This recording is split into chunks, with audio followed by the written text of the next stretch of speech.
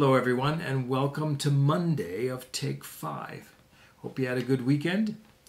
We are studying and reading through the book of James to give us a bit of encouragement as we live our lives, at least right now during COVID time, and a bit dispersed in our fellowship. And James is writing for that particular purpose. And he's been talking about trials and how to make your way through trials. And the couple of verses we're going to do today, which is James 1:13, we'll go all the way to verse 15. As people are going through their tests or their trials, where he goes is, don't blame God about these. It's so easy to want to blame. Maybe you do it. I do it at times when life's going hard or when I'm facing the consequences of things that I'm going through. I want to blame somebody. I'll blame my wife, or I'll kick the cat, or I don't have a cat, but you understand. Or it's easy to even just say, God, this is your fault. You're in control of everything. Why do I have to go through these things? Or even to take it as far as, okay, I'm suffering the consequences for some really bad behavior, but you could have stopped me from doing this. And he says, don't do that. Don't play the blame game. Instead, if you understand the very anatomy of a testing or of a temptation specifically, maybe you'll understand that you could avoid this. So I'm going to read these verses and then talk about them quickly. James writes this: let no one say when he's tempted. Now remember, the word for trials and the word for temptation are the same word, and so he's playing on that idea. A trial is a test of our character, of our faith, of our perseverance. A tempt, which is same word, but that's a solicitation for evil.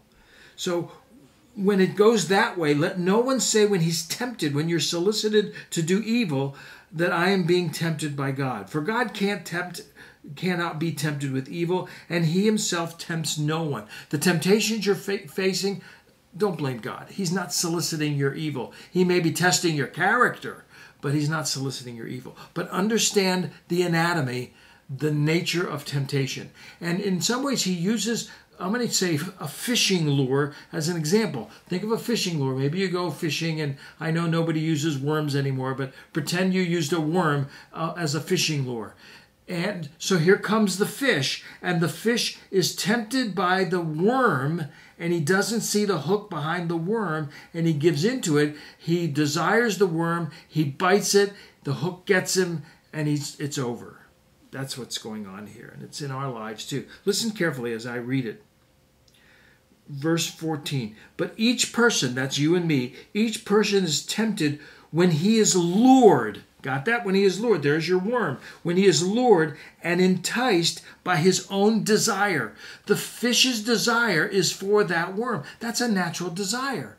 And so whether it's our own egos or for really nice stuff or even for, think about pornography or adultery or sex-related temptations, those come from a natural human desire. That's the worm for the fish. And so that part is part of who we are.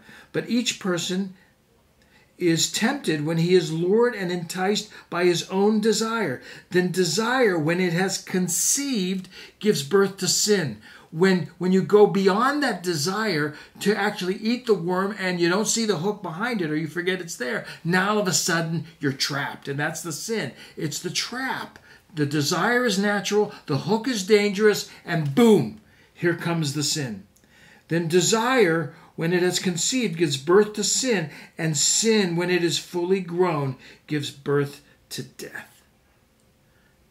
When you're tempted and when I'm tempted, and it happens all the time, right? Whether we're watching the television or on our computer or just thinking our own thoughts. It starts with the natural desires of our life.